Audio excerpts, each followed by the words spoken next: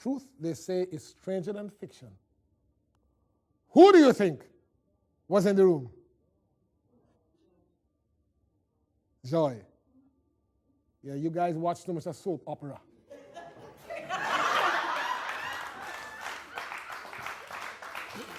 But joy. Joy. Get a life. But joy. I awoke in front of my full-size mirror. It was as if I'd never seen me before. And I looked in the mirror and I saw my head and I saw the body. And I said, who that? And I said to myself, but Godfrey, you're not handsome. It's a mini-series, eh? Cut a long story short. That day, at the age of 14, was the beginning of my turnaround. I couldn't do anything about the size of my head. And up to that point, I couldn't do anything about my stuttering. I later did, obviously. But I realized that I had to use what God gave me. What is the Bible verse for that? God said to Moses, "What is that in your hand?" It didn't make a difference what it was. Use it. And so I realized that what people wanted was affirmation. I realized that everybody has an ego, big like Mount Olympus. I realized that everybody wants to be a hero. Everybody wants to be made to feel important. And I set out on a mission to make all those around me feel important. Cut a long story short.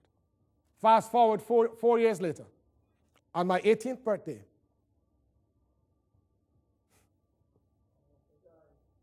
Joy. Joy lose her chance, man. Joy served her purpose, man. On my 18th birthday, I was summoned to Bishop's High School. I don't know how many girls. They gave me a card which I'll do anything to find. But I know on that card was a macho, super macho, athletic hunk of flesh. I didn't look like that, by the way. But that was the card that they thought necessary to buy for me. I still had my big head. I guess my body might have begun to flesh, but I was still nothing near handsome, nothing near it. But I learned that that was not what mattered. I learned the art of making people feel important. I learned the art of making people feel that they are what they would like to be. But my fear had to be conquered. It had to be overcome with an antidote.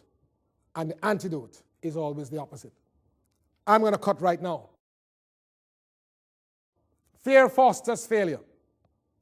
Fear makes you fail. Fear impedes. Fear causes you to freeze. Fear has torment. Fear is irrational. Fear causes you to do what doesn't make sense. Fear can be overcome by knowledge. Fear can be overcome by information. Fear can be overcome by trust in God. Remember that fear has torment. Perfect love casts out fear.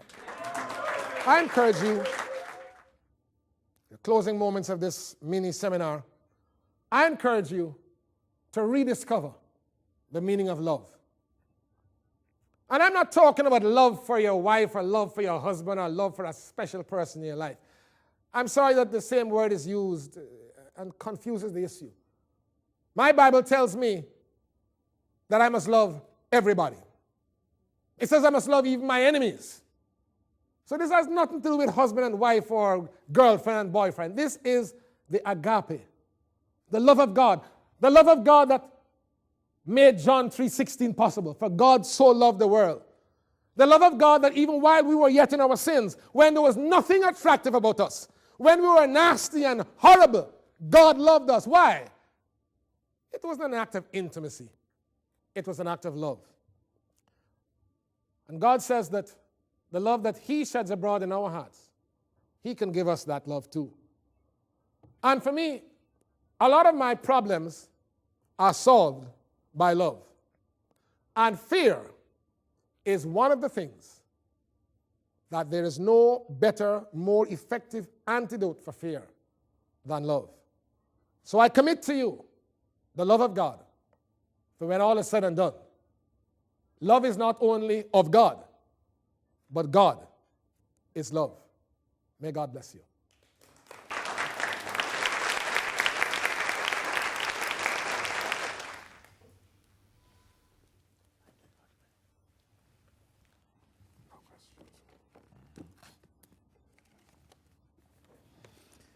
Ladies and gentlemen, we listen to a subject that affects all of us, all of us.